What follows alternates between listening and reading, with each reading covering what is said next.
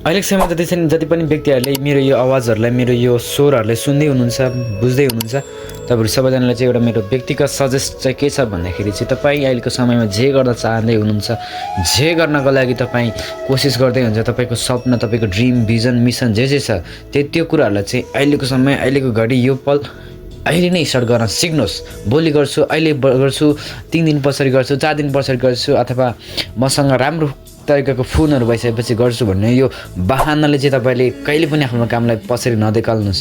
समय यही हो, गर्ने टाइम पनि यही हो अनि अहिले गर, भोलि कहिले पनि आउँदैन।